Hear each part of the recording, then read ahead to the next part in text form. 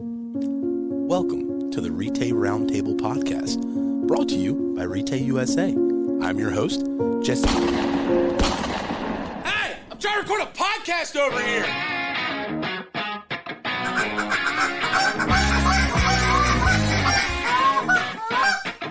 So why switch to Retay? Sounds like drill.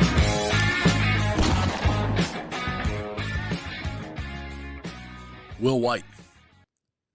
What's up? I love this part. This is my favorite part of the podcast, by the way, because Will, You get me every time. I get you every time. So this one, let's be honest here. I'm just going to throw some stats at you, Will. You're on TikTok now. Uncle Will. What is your TikTok name, Will? Uncle Willie. Uncle Willie, right? Yep. Everybody go check out Uncle Willie on TikTok. And a couple of numbers. I haven't memorized those yet. Golly. So, hey, if you ever get to this point in your career, I'm going to have to look for another podcast host. Yeah. TikTok's probably going to be the end of the podcast for me. I'm going to have to take off in other areas. 100%. Because our guest today, who I haven't told you yet who it is Mr. TikTok. No way. Does that say anything to you? Yes, it does. Okay. So, stats.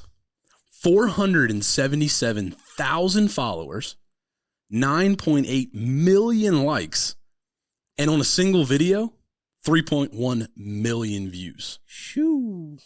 At his TikTok handle, Kerr_88. Colton Kerr, how are you, buddy? I'm doing well. How are you guys? Pretty good, man. Well, I didn't want to pump this up too much, but when you're in the when you're in the grips of humanity that you are on TikTok, we got to give everybody the numbers. I still get dumbfounded after people say it because it just all kind of happened to me too, Well, look, I've got, and I'll tell Will this and everybody listening, I got to hang out with you at the Ducks Fest down in Texas this year, the DUX Festival. And it was awesome, man. And what you see on TikTok is like wholeheartedly Colton Kerr. Like there's no edit button. There's no filter to it. And what you have done in the hunting community, whether you know it or not, has uplifted a large amount of young new hunters to be interested in creating content like you are. Yeah, I've started to see it, especially over the past 6 months or so, and all the messages and stuff. And it takes me forever to try to make it through there and read, what people are messaging me and try to get back to them. But yeah, it's really cool. I don't ever want to take it for granted, and that was pretty much my whole reasoning for being on social media in the first place. I mean, we have a business that's, hunting related. We do guided duck hunts, but beyond that, we stay booked up. We do really well. We produce really good hunts. So just word of mouth kind of books that up. But my biggest reasoning is the next generation, share my lifelong journey with those kids and show them the correct way to act about it, I guess. So. Absolutely. And you've done a fantastic job at that. And we're going to go through all the accolades of what you got going on.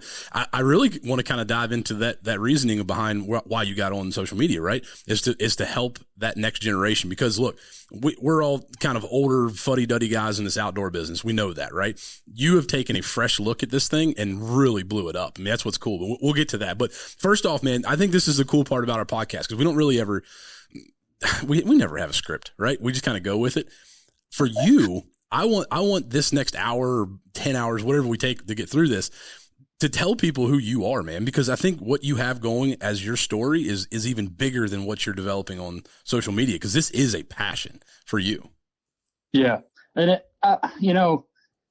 social media has been a very hard thing for me because the way I was raised by my father is like never toot your own horn, yada, yada, yada. But whenever you're trying to build an image on social media, you kind of have to do that. You have to tell your story and be a little bit flashy sometimes to catch people's attention. And there's a side of me that I think people sometimes think I am as far as flashy and show off maybe, but that's more of just a social media get your attention. Right. And if you really dive into my videos or watch some of the stuff where I'm just talking to the camera, you can more find out, who I am is just an old school style hunter, really. Yeah.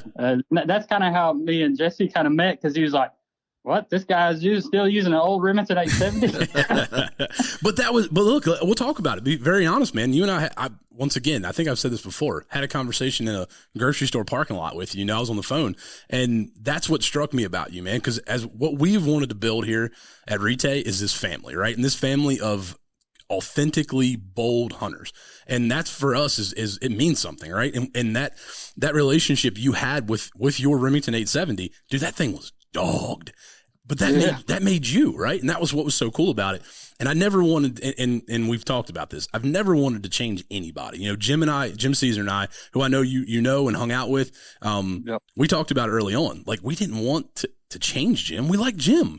And I didn't want to change Colton Kerr. And I felt like that was a little bit of your that was a little bit of who you were, was that 870. And trust me, we'll talk about Retay finally on this podcast for the first time, possibly. But you created a persona around how you hunt, and really by showing that rusted out 870, right? Showed guys they didn't have to have a $2,000 shotgun to go out and hunt. Well, I think it's kind of the way I was raised, you know, if it ain't broke, don't fix it. But it was also me.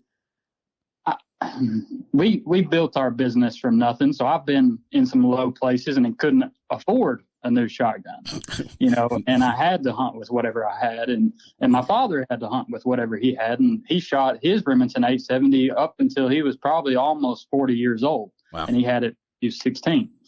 And so I kind of watched that all my life in the way he kind of did things. And then I got on social media and everybody was flashing these brand new toys, brand new range, guns, yada, yada, yada. And I was like, you know what? Well, I got something even better. I'm going to be totally different than all of y'all. And I'm going to flash this old stuff that is beat up. But it has character, has a story. And I think people really connected with that. Absolutely. So. Absolutely, man. And I think that's the cool part about, like you said, kind of telling your story a little bit. So let's step back to beginnings, man. You talked about your dad and you talked about what you guys got going on. Where do you live at, Colton? So I'm in Stuttgart, Arkansas, just outside of Stuttgart, Arkansas, in Umphrey is where we're technically located. It's only about 10 minutes outside of Stuttgart, just on the north tip of Biomeda Wildlife Management Area. Yep. Our lodge is only about a mile away from the north tip of Biomeda Wildlife Management Area. Nice. I was raised hunting in Biomeda Wildlife Management Area. My father was raised hunting in Biomeda Wildlife Management Area, and my grandfather really got us all started. He was the one that all started on duck hunting. Yeah. We've leased fields. My grandfather and my dad, they leased fields around here whenever they're still hunting Biomeda from some families and stuff. Going back to when my dad was probably 12 or 13. So we know a lot of the families around here, real old history around here. Yep. But before we really got started on the guide service, my father owned a custom cabinet shop, and that's what I thought I was going to do the rest of my life. Really? Yes. Right on. And people just all the time, they're like, oh, so y'all farmers during the off season? And we're like, no, we're carpenters. And that's what we did a lot during the off season while we were building this whole thing.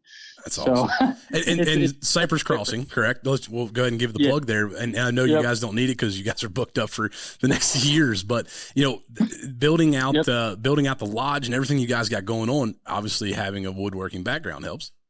Yes, it did. So, my father guided in Biomeda Wildlife Management Area whenever it was lawful to guide in there. Mm-hmm. And then that was probably about the age that he started taking me whenever I was about 5 years old. And I remember being on some of them hunts, and then sometimes I couldn't go because he was guiding groups and things like that. Right. And then they finally outlawed guiding. And so he steered more towards full on doing the construction work, custom cabinets. We did really high end residential homes up in Little Rock area and all over Arkansas. But obviously we both had a love for duck hunting, and that was the thing that we went and did with me, him, my grandfather, my uncle. That was the thing that we went and did for fun. If we weren't working, we were going to try to go duck hunting or fishing. Yep. And it finally came to the point in Biomeda that it got so crowded and it was kind of unenjoyable anymore. Mm-hmm. And, you can still talk to guys and they go kill them in there and they have good hunts and stuff like that. But the number one thing that they're going to talk about is the boat races and dealing with all the other people. We said, the heck with that. We started renting some ground and just had a duck club. And, friends and family all chipping in some money so we could rent more than just one field. We could have some success, bouncing around fields. Of course. And then we ended up acquiring so much, and also had an opportunity on a piece of ground that was probably top 5 in Arkansas as far as private hunting ground goes. And we were about to spend a pretty good chunk of change on it. We said, okay, it's either we don't take this or we turn it into a full-blown guide service. And me and Dad looked at each other and we said, yep, full-blown guide service it is. So that's so cool, though. I mean, going from leasing properties, hunting public ground, this isn't something that you guys just decided to dabble in. This was you, man. It's a big building process. A lot of guys, talk to me like, how do I come down there and rent some ground and start a guide service next year? And I'm like, good luck. You have to build some relationship with families that live here. You need more than just a 300-acre farm. We're operating on anywhere. Some years it's 3,500 acres, and we're actually going to be pushing over 4,000 this year. Wow! So that's awesome. Just so we can really bounce around, and we're only hunting anywhere from 12 to 18 people a day with 50 blinds. So we have plenty of options to bounce around and things like that. Right. Well, that's pretty neat to think of, because obviously we all know Bayou is a super populated place. I mean, coming from anywhere else in the country, we kind of used to have it here in Easton, Maryland, a lot more, because this was a mecca of goose hunting at that point.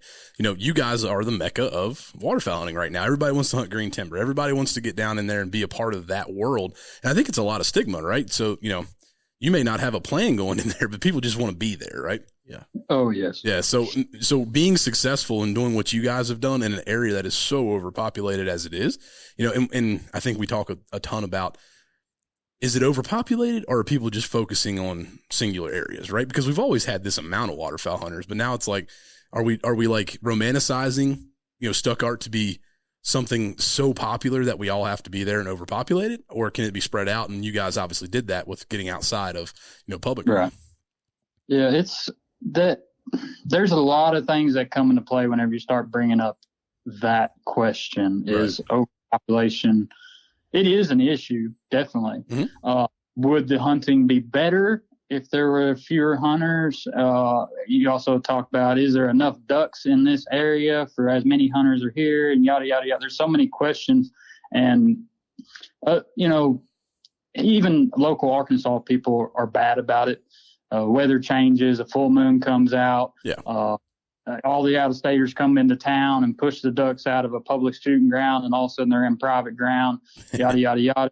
And then all of a sudden everybody starts, there ain't no ducks in Arkansas. And I'm like, go drive by our field at 5:30 at night, on a full moon night, and there's thousands upon thousands dumping in there. They're just on a full moon phase. You're not going to see them during the day.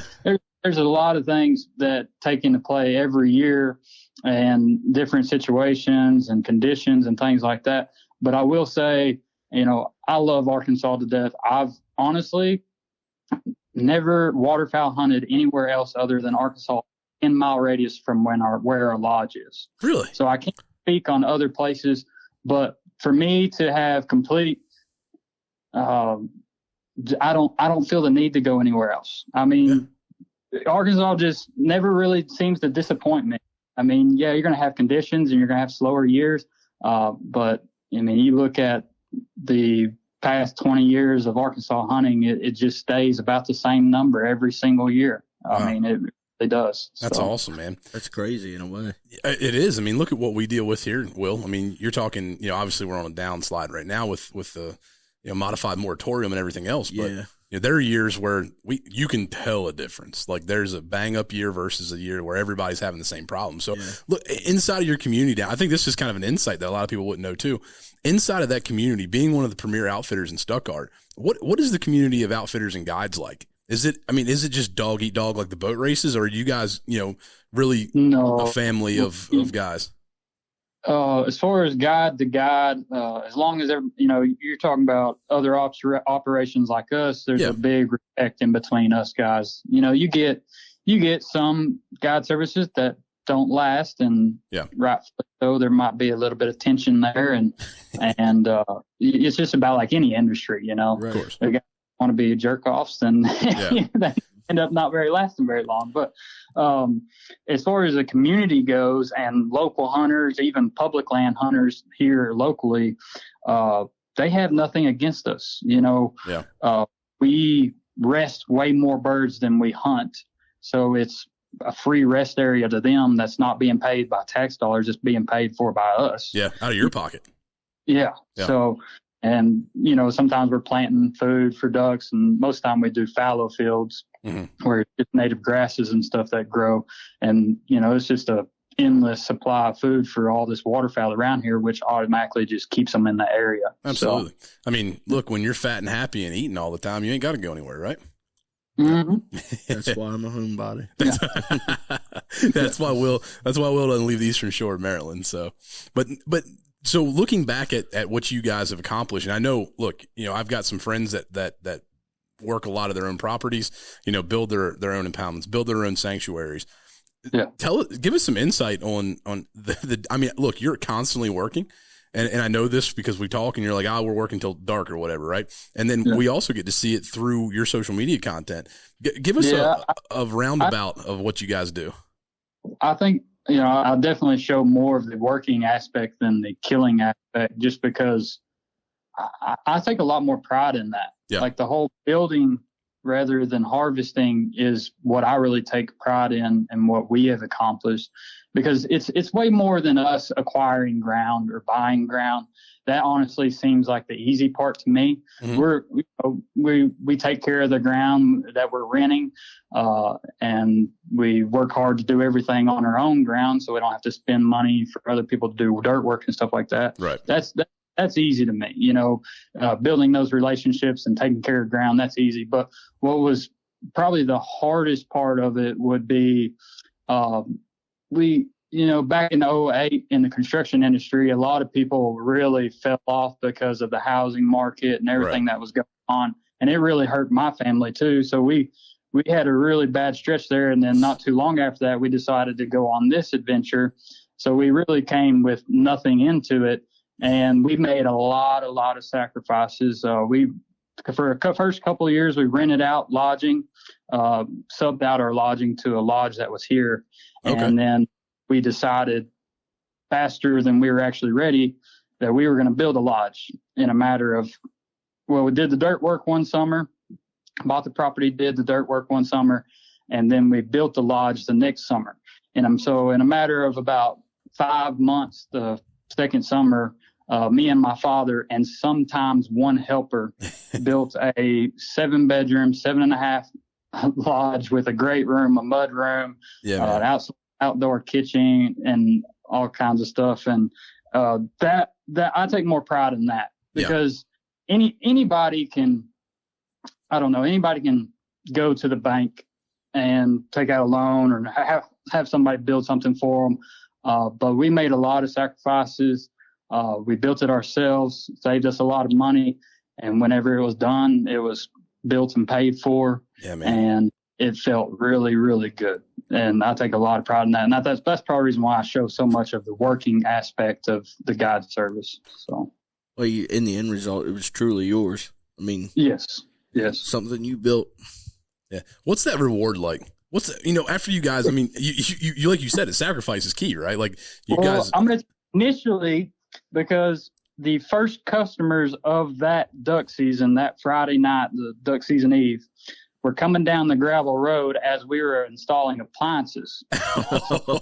We hook up the last appliance and they're walking through the front door. My dad runs out on the back porch and is throwing up, and I'm bawling underneath the kitchen counter because we had finally reached a point where we could stop, so cool. You're talking about, 5 months of brutal hell, for a lack of better words. Yeah. It was awful. I mean, I remember laying in trenches, putting in plumbing at 2:30 in the morning because concrete was coming the next day, because we couldn't wait another day because then it might be a week later because of rain coming. And it was just always, there was 5 months of that, almost every single day. Yeah, so. That's so cool though. But we've talked about in the past, the guides and outfitters who are out there doing it right. A lot of people think about they're going to show up, they're going to shoot birds. If they don't, that was a bad experience, whatever. Right. And a lot of people just don't understand what goes into it. This story of what you guys have done, it's the epitome of it. You've built it in sweat equity to do and create what you guys have. And people just don't get that part, I don't think. No, I mean, well, every service is different. I think everybody has made their own sacrifices in a way. And for me and my family, that's the way that we had to make our sacrifices. And every year it gets a little bit easier. We're still working on projects. We got some projects that we're planning on doing this summer that will be, a little bit of a repeat of that, but it seems like nothing now. We take on a smaller project now, and it might be a lot of work and a lot of long days, but it doesn't seem anything compared to what we had already been through. So. Right. Well, look, because I am a fan of yours, first and foremost, and the relationship we have built, and I think, just being humbled about being able to call you and talk to you and have you on the podcast and hang out and share that time. And I'm looking back, this past year, and when I watched the video, I could see the pride just welling from your body when you hung that metal sign outside of the lodge. Oh, yeah. I'm seriously, we've never talked about this before, but that was a moment, man. I need to find the drawing, but we obviously drew out the floor pan, but I don't know, probably 6 years ago, we drew out a landscaping plan and planned for the sign and yada, yada, yada. And so we don't put the cart before the horse. If we don't have the money for something, and it means that we're going to have to go without building some duck blinds or having something that customer actually needs, we're not going to do it. So we put off a lot of things for several years. And last year we got all the landscaping done, got the sign done. And it was just like another one of those relief moments. Like, we're getting there, and then every time we finish something, it's like, okay, what can we do now? Well, it never stops, right? Because then you're right back in the cycle of getting into, working ground up, planting again. And I'm sure that's a cycle that you are very familiar with. So taking everything you guys have done, coming up, growing up in a hunting family, obviously, your dad and your granddad, and kind of carrying that legacy on where you are right now, which is obviously, taking it to another level because the reach that you have is unparalleled at this point. Where in the world did you figure out that you could do this? Like the video stuff? Yeah. I get it, man. You're a hard worker. A lot of guys know how to lay pipe. A lot of guys know how to build cabinets. Yeah. Not a lot of guys can edit videos like you do for social media. I think the creativeness comes from my family. So my grandfather was a commercial design artist, and he was doing that before computers. So he did everything hand drawn. Cool. Medicine, advertisement pieces, and we have some paintings in the lodge that he did of ducks coming into the timber and fields and things like that. That's awesome. My father was obviously built custom cabinets, so he hand drew custom cabinets before he got programs to do it on his computer. He was a very artsy guy. He can look at something and tell you if it's going to look right, what color is going to look good with this color. So they're very artistic. Oriented. Yeah, they're very artistic guys. So I guess I kind of get it from them, and not necessarily I was born with it, but having to hang out with them all the time and watch them, pick everything over like that's crooked, that's not straight. And my dad was a big stickler on that with me because I worked in the cabinet business with him. Yeah. And so I think it came from that as far as the creativeness. But we had a guy, and he still guides for us, and he's also our chef, Joel Strickland. He had some outdoor TV shows on the Outdoor Channel for years before he come to start working for us. And now he has a YouTube channel, Surviving Duck Season, that he started in the past few years. Nice. He was doing stuff for the TV. Whenever I first met him, he first started guiding for us. And I guess this was whenever I was about 16 or 17. Mm-hmm. And I was like, man, that's kind of cool. I'd never been around anybody that did it. My dad had a camera to take our family pictures, and he had a good eye about it and stuff like that. Disposable camera. So it really wasn't until I was probably 19 or 20 that I actually started trying to take pictures with my phone or getting a GoPro. And then eventually by the age of 20, got a DSLR camera. And really, Joel was kind of a mentor to me. He would show me a few things, told me what editing software to get. But I really trained myself because I really just wanted my own style. Like he would tell me things, and I'm like, that's not really me. You know, I want to do different. So I just get on YouTube and watch videos and train myself. And then it just evolved into this whole like rap music video, duck hunting, you know, stuff. That's your style, right? Yeah, obviously I can do many different styles, but that's what I absolutely love doing. I want to push myself to the limit, like how many effects and transitions that are off of the wall that nobody would think about, how many can I fit in 1 minute time? Right. You know, and it makes sense or flow good to the eye. Yeah. So one of the things I think is the cool, and obviously everybody loves it. You brought the hat back this year, right? Going to that footage inside of the hat is probably the coolest thing in the world.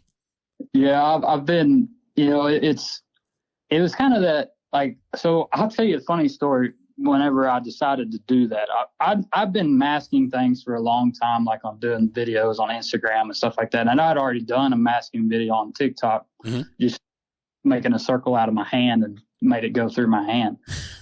But we were on our way back from Orange Beach, and I was scrolling through TikTok, you know, watching stuff riding in the back of the vehicle. And there was a sound that came up, and it, for some reason, it just hit me. It was like, you know, it'd be cool if it was like, you know, pulling a trick out of your hat. Like I pull a video out of my hat. Right. So I just flip it over and the video's inside the hat. And so I watched or listened to this sound over and over and over again for about 5-hour ride home. And then I got home and I learned 2 moves to the dance, because there was supposed to be a dance to this sound. 2 moves. That took me an hour to do that. Not a dancer.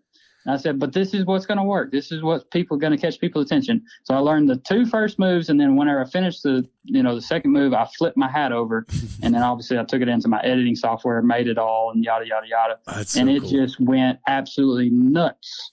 And then that's whenever I learned TikTok didn't like hunters, because I think it got almost 1 million views in a matter of like 7 hours, and then they removed it.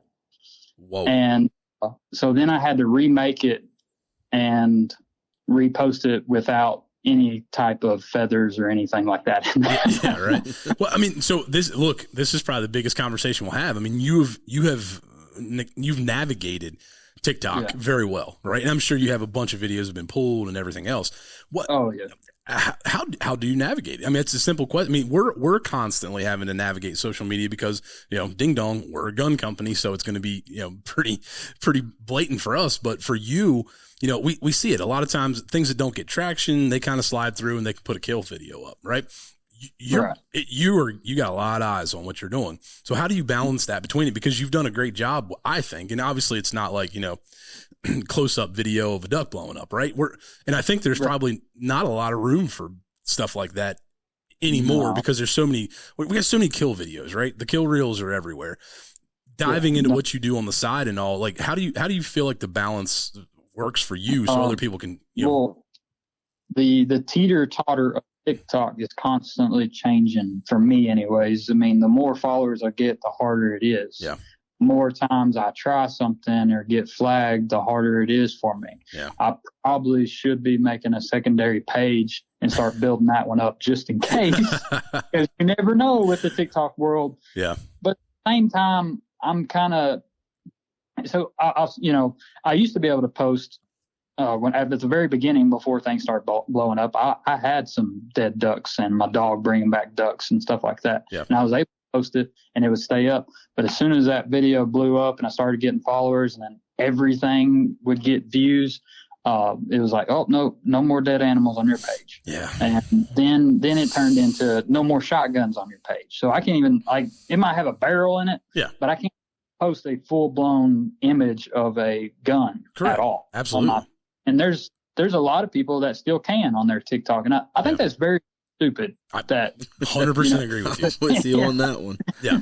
It's either like one, it's not just one person, you know, you could be all or nothing, you know? Yeah. I 100%. I mean, we look at other, you know, everybody does brand research, right? So we look at other brands and there's some brands out there that are just blatant about it. And they haven't gotten, you know, pulled or banned or anything like that. Question, right? So I guess let's get in the philosophical side of this, because it is a big thing as our industry and as the hunting community moves forward. Why do you think that is, when you can literally go watch some very questionable videos on TikTok, whether it be nudity or literally you can watch somebody get beat half to death, but you can't show somebody, like somebody's dog retrieving a duck. Like what do you think we're up against here? Because I'm always kind of interested. That goes back to politics, and everybody hates to stay out of politics. Anybody with some sense, but it's right now. It's the people that get their feelings hurt and scream and shout about it get their prayers answered way before anybody else. Yeah, that's my opinion of it. Yeah, I mean that makes sense too. I mean, you do a great job at getting the good, what we consider the good word out. Right, you're promoting a very positive thing. I mean, there's not a video inside of your social media that I'd be like, that's questionable to me, right? But we also are part of this world, so we get it. I just, we're up against a ton, man. And I think, do you catch any hate? I mean, look, we're all like always dumbfounded by what you do, so we don't even look at it. But we've had these conversations on the podcast before about don't be that guy. Are you catching hate from guys? As far as from the other side, surprisingly I've only had a few comments just like, you animal murderer, stuff like that. But everybody else is like, man, I don't even hunt. I don't even like hunting, and I love this. I'm like, man, this is, like I'm doing something right if they say that. Yeah. Like there's just one person, and I'm not going to call her out completely, but she's a vegan, and her name is like something vegan in her. Of course it is. And she comments on every single one of my videos, likes them, and it's never negative. It's always like, I love this video. This is so cool. Keep on making these, blah, blah, blah, blah.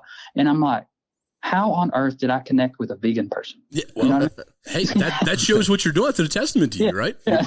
I mean, I'm cool with it. I'm fine with it. I'm not, downgrading that at all. Yeah. I think it's awesome. Yeah. And that way, it doesn't mean that they have to do it. It's just, you have to appreciate that everybody's different, and there is roles for everybody in this world, and hunting has to be a role in this world, or there's going to be diseases and things like that we do not need. Yep, absolutely, man. We have those conversations daily, I think, at this point about, just we are the only line of defense for these animals, whether anybody likes to hear it or not, and you're promoting it in such a good way. An animal doesn't have a brain to say, okay, I need to stop producing, or something like that, because I'm going to kill out my own kind. Right. They don't have a brain to say that, whereas we do, Yeah, absolutely. But as far as inside the industry, any kind of hate, I mean, I think it's about like any industry. If, I use it as motivation, because if somebody's not happy with their life, then all of a sudden, you're probably going to get some kind of hate comment from that person. Right. So, it's like, hey, well, go spend some time, getting to your goal instead of putting out some hate comments, and you wouldn't even be worried about putting out some hate comments. So don't be that guy. No, haters gonna hate. Haters gonna hate. Yeah, I mean, there's so many funny things we can say about it, but it really is so true. It's not in the hunting world. I know we embrace the hunting world, and we definitely magnify what we're talking about. And I would hate to think, and I think you kind of dabbled around it, that you have more hate from people inside of our industry and inside of our hunting world than you do, Karen Vegan out there, who literally is just liking your videos. Like, come on, guys. Like, we got to do better than that. I think she's just catfishing him.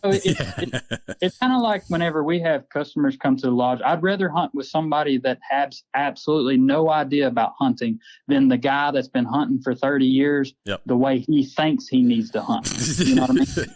Will's laughing because he's seen it all. Will guided for, a lot of his life, and then also ran a, charter captain business. And man, I've heard some of the stories. So I'm not a part of that world. I couldn't deal with people like that. I'm not going to lie. So, well, look, on kind of moving, gears here, because I know one of the things for me is a lot of the know. Like, I want to know more about how you do things. I know we talked at one point, like a lot of your boat videos, you're literally just like going to hang a camera on a tree somewhere. And then you're like, I drive by it a couple times, right? So like, how do you, the inspiration, I guess, is one, and we know the creative mind that you have, but like, how do you pull off some of this stuff? Like, some people have to think you got like just a crew of people that you've hired, and like there's 10 dudes standing around, but like, we know that's not true. So, go over that a little bit.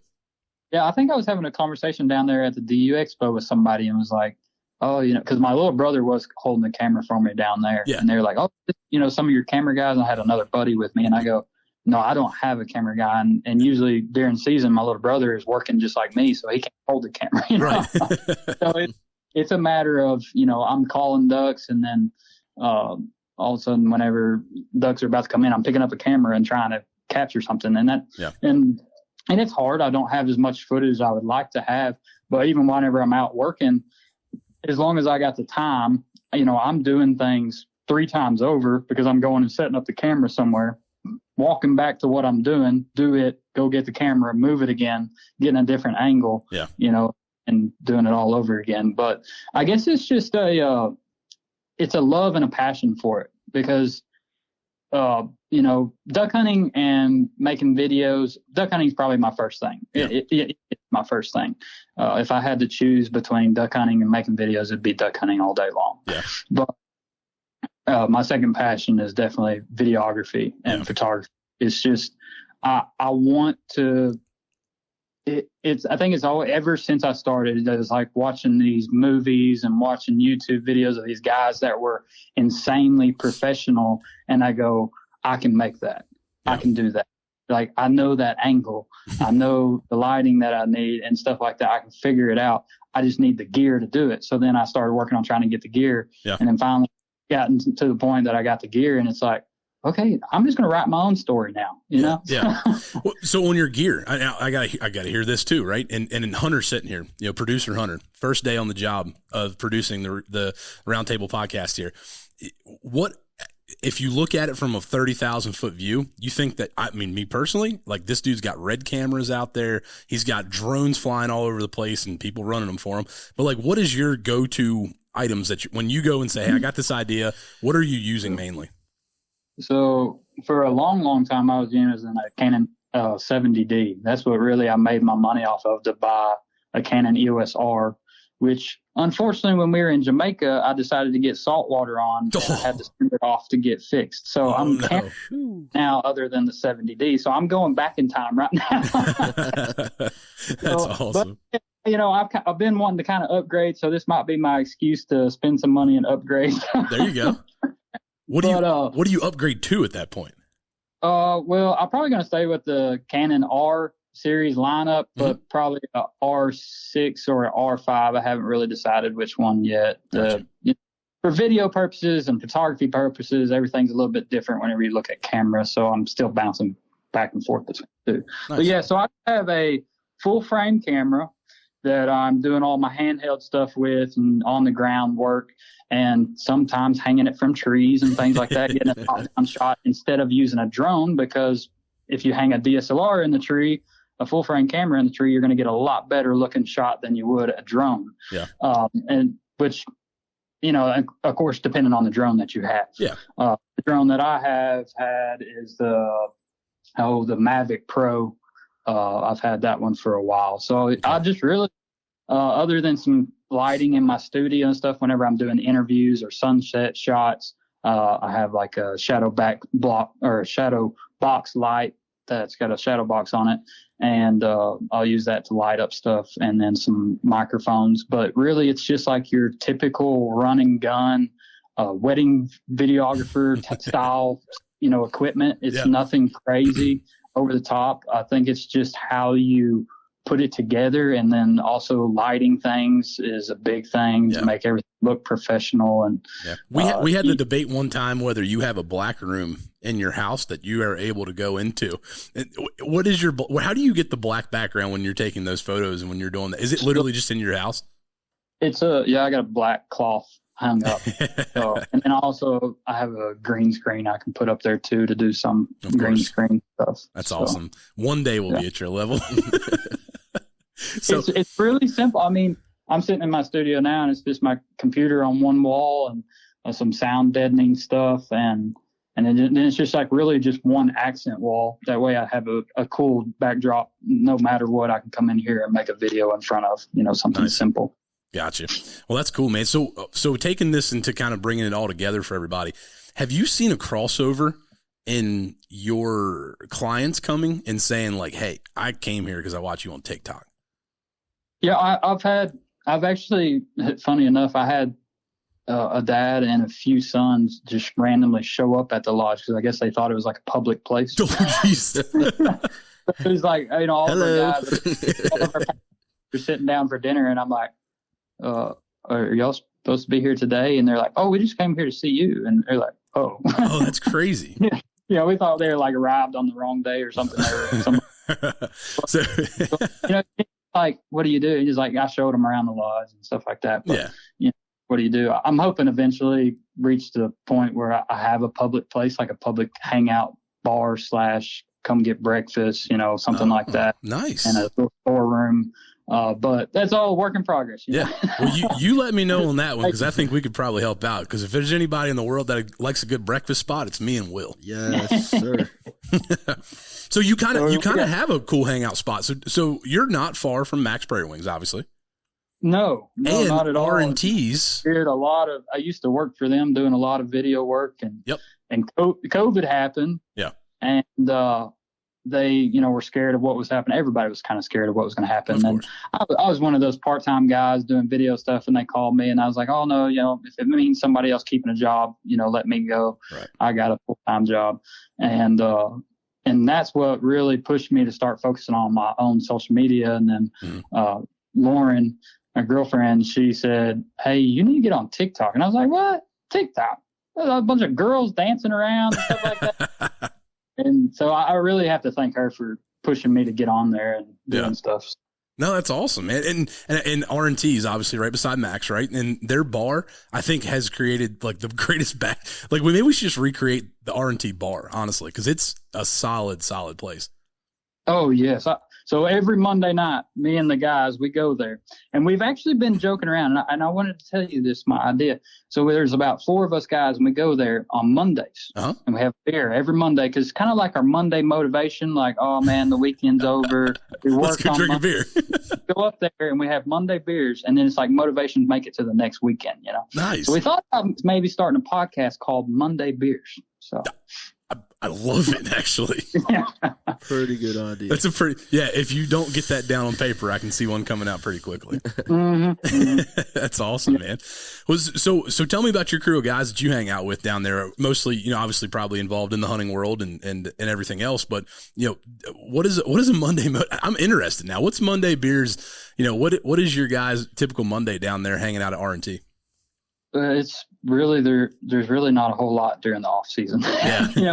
all my buddies either work on the farm or for some kind of chemical company. Yeah. One of my buddies does work up at R&T tuning and call. That's kind of what really started us going up there, other than we were already always going up there anyways. But we're pretty chilled, laid back guys around here. We're just good old farm boys, really. If you want to do something on the weekend, you're either going crappie fishing or riding around back roads looking for frogs, riding four-wheelers around the farm. There's really not a whole lot to do here during the off season. Right. And, and during the season, unfortunately for me, I might get to hunt with my buddies one time a season. Well, yeah. So so during the off season, really the time I get to spend with all of them, and we're just going fishing and stuff like that. There's not much. You got to go to Little Rock or something if you want to do something fun. Which I call this fun down here, but other people might not call it fun. No, it is. I mean, I've been through that area a good bit, and that's Riceland country, man, and it's a cool place to be. And I think the background, the setting, like we talked about with Biomado and all that stuff, is super cool. But so what's next for you? I mean, you are literally setting the trend of what is the apex of social media in the outdoor world. Like, what's next? Like, what? I mean, at this point, I think all you can do is get a jetpack and like film yourself flying around. I don't know. That's probably the most nerve-wracking thing for me is like, obviously there's, people with more followers doing other things on TikTok than me. Yeah. And there's some ladies in the outdoor industry right now that have more followers than me. But I don't know. I went a very professional style of TikTok that is not on there a whole lot. And I think that kind of made me reach the pinnacle of, okay, what else can you really do on here? So for me, it's like, okay, maybe I start using this as an avenue, and I have been using it as an avenue to get people to my Instagram, but also maybe start full blown YouTube where I can go more into depth about my family and the way we work together. And sometimes we wring each other's necks and, and stuff like that. And I already want to watch that, actually. There's a lot more to be shown than just, what it has been shown. And I'm so thankful for my family. We accomplish a lot together, but in every family business and whenever you're pushing each other that hard, there's always going to be those tribulations. And absolutely. We're a family around here. We get in arguments all the time. And look, I got to meet your family too at Ducks Fest. And when I say this, salt of the earth people, right? I mean, we're not talking about some celebrities, and honestly, I think it's funny because a lot of times I could see from literally 200 feet away when people would be walking down through the aisle and they'd see Colton standing there and you could see him like tapping their buddies. Right. And I'm like, this dude is so famous, right? Like people are coming out of the woodworks. I can't tell you how many pictures I took of you and other people while we were standing there. That's what's so cool about it. I find it funny because especially kids will come running up to me and they're like, oh, are you Kerr? They always refer to me as Kerr. Kerr, yeah. Are you Kerr _88? yeah. And and it's almost like they just want to say hi and then they want to run away. Yeah. But I find it funny, and it also means a lot to me to just go ahead and strike up way more conversation than they would have ever striked up, and then they're just kind of looking at me with these big eyes, and they're like, this dude's really talking to me. Right. Yeah. I'm like, I'd like to carry on a conversation with somebody once or twice. Yeah. I'm a real person, guys. I'm not just I'm not a 10-second, image of your imagination. Yeah. That's awesome, man. So, and I think you've done a great job, Colton, and I've said it a ton to everybody. What's your advice for somebody that's looking to do, and this isn't a popularity thing. We're not talking about somebody who's like, oh man, I'm going to retire and be a TikTok star. Like, somebody who wants to be somebody who can express what they want in TikTok videos or whatever it might be in the hunting world, especially, right? What would you say to a young kid who's maybe not putting the right stuff up at this point, but wants to get to a spot where he's making an impact? Yeah, well, especially a young kid, because I see it on comments. It's like, oh, I want to be you when I grow up, and I'm like, you don't want to be me. You want to be yourself. Right. If you're trying to be somebody else, you're never going to be happy. There's going to be certain things. You might like what I'm doing, but there's going to be ways that you want to do it differently that actually make you happy. And, me growing up and my dad doing some things, I watched him. There's things that my dad does. I'm like, why are we doing it like this again? And I think it's all just about truly being whoever you want to be. And, obviously you can't be a complete idiot, smart about it. Yeah. But and I think it also, and I struggled with this whenever I was younger. My dad really helped me grounded on it. Cause I had the talents to do a lot of this stuff for a long time, but he was like, no, we need the infrastructure, make the sacrifices, build something that's actually worth telling a story about. And then the people will come. That's awesome. I mean, if you actually have a story, you actually have a physical brick and mortar that people can appreciate your hard work on, everything else is going to come in place. I mean, my dad tried to tell me that for a long time. I wanted to be doing TV shows and doing, spending a whole bunch of money on cameras and making videos of what we were doing. And he really held me off for a long time and said, we probably need to spend this money on something else. And we're still at that point. I still want some bigger, fancier cameras, but I know we got some things we want to do around the lodge. So it's like, no, I'll spend that and stuff like that. Love it. I love your dad. I love your dad's theory behind that too. Like, oh, that's cool, man. Get back to work. Shut up. And he finally, for the past, which I kind of did it secretly for several years. And he was like, why are you wasting your time on this? And now he's like, oh, this is kind of cool, Yeah. I can't, and a man of pretty few words when I met him, I don't really see him being a big TikTok guy. No, he has only reason why he has Facebook is because he wants to get on there and look at the business profile. He doesn't even have Instagram or nothing like that. Nice. That's awesome, man.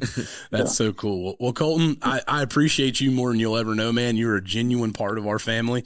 And I can't even say enough about the relationship that we're building and continue to grow, because we want people to notice you. We want people to see you because you relentlessly, you've redefined everything, that you wanted to do, which is so cool to see. And y'all been really amping me up over here, but there's one thing I got to say about y'all guys. Out of everybody that's ever contacted me about working together and stuff like that, y'all have made me feel more like family than anybody, and that's exactly the reason why we work together. Y'all are great guys, and I appreciate it so much. Man, I thank you for that, because that means a ton to us. Because look, man, we're crazy. I don't know how. Sometimes we look back and we're like, man, how in the world did we get here? Because it is kind of crazy with our story and all. But man, you guys are the reason that we're growing and always will be. I mean, honestly, like you said. Here's a great, just for everybody who's thinking like, man, I wonder how much they paid him to be on the podcast. You can't put a gun up on TikTok very often, right? Yeah.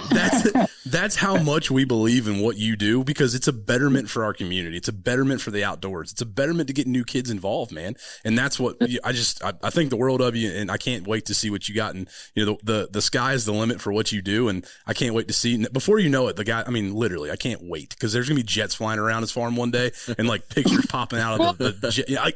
You never know with you. And it's so cool to see. I gotta say this. I seen probably the funniest stitch in the world. Is that what you call it? A stitch? When you like duo with somebody, whatever it is. I'm not obviously our TikTok's not very good. This guy was in his truck, and it was recent too. And he was going ballistic. And he's like, man, I don't even duck hunt, but man, that stuff is you make me want to duck hunt. How cool is that? Like this, I don't know how you find that or wherever. I'm sure people can go to your TikTok and find it, but like that dude was genuinely riding down the road pumped. Yeah.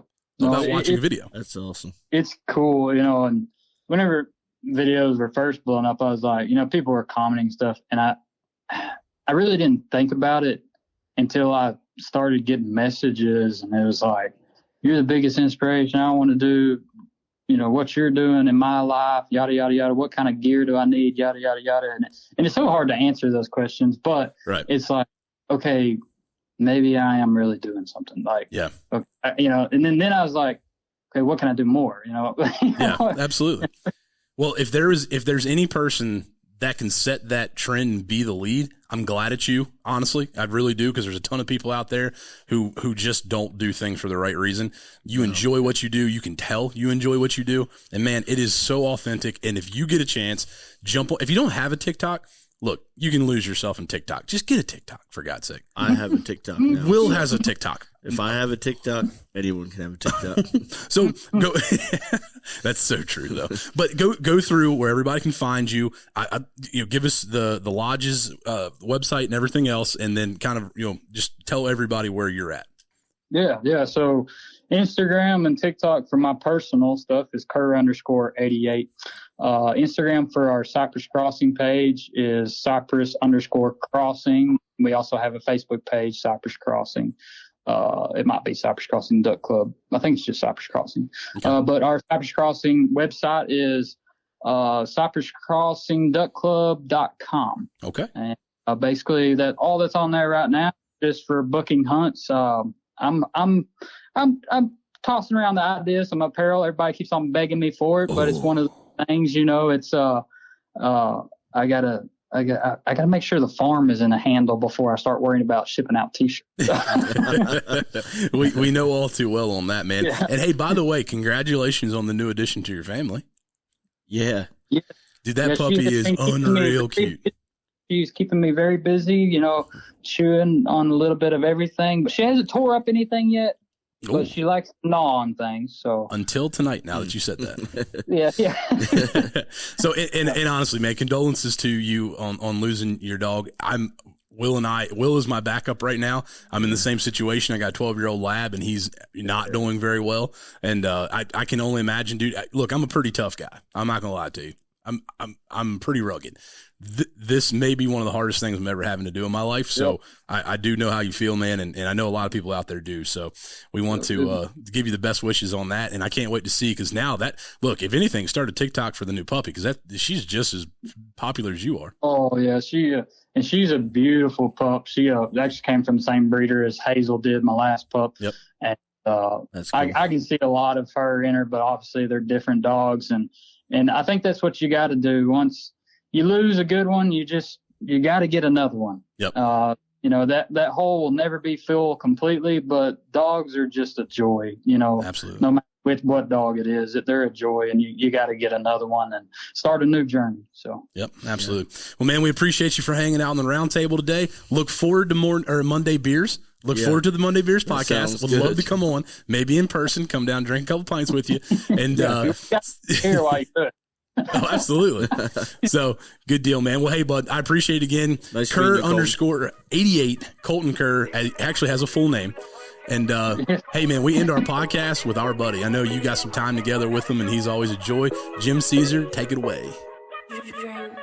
Raised in the South, I come up from nothing, I figured it out. They say when I sing, I'm the voice of the South. Give thanks to the Lord, cause I'm making it out. I can't believe I'm living my dream. Early morning flights, the skies are filled up with these whistling wings. Sights that dreams are made of. Look at God's creation. Dust coming in as we struggle to load. Kid number 2 is a hell of a load. Shots going off as they dropping the hood. It's so cold and my call keeps sticking. I'm being precise with the notes I'm picking. My lead is true, so no duck I'm missing. Full choke, so I'm good at a distance.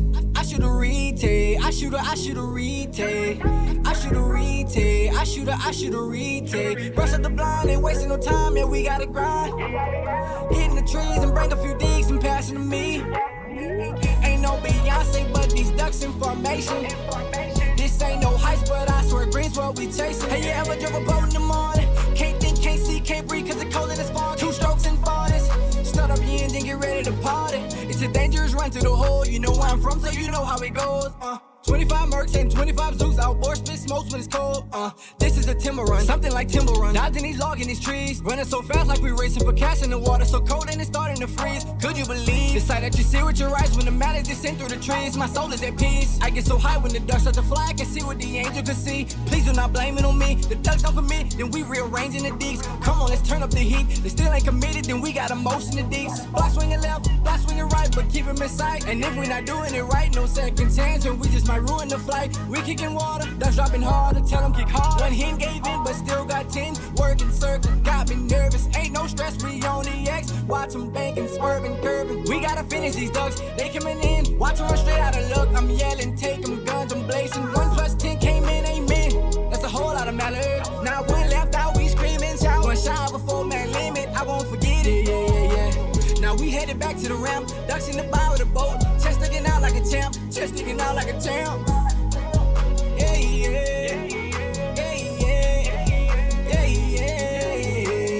Raised in the South, I come up from nothing, I figured it out. They say when I sing, I'm the voice of the South. Give thanks to the Lord, cause I'm making it out. I can't believe I'm living my dream. Early morning flights, the skies are filled up with these whistling wings.